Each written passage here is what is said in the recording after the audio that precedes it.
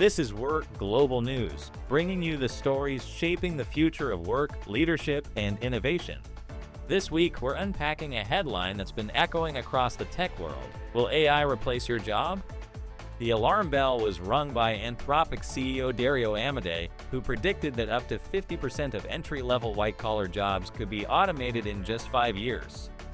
The statement sent shockwaves through Silicon Valley and raised urgent questions for workers everywhere. While the claim may sound extreme, experts say the bigger issue isn't just job loss, it's the speed of change.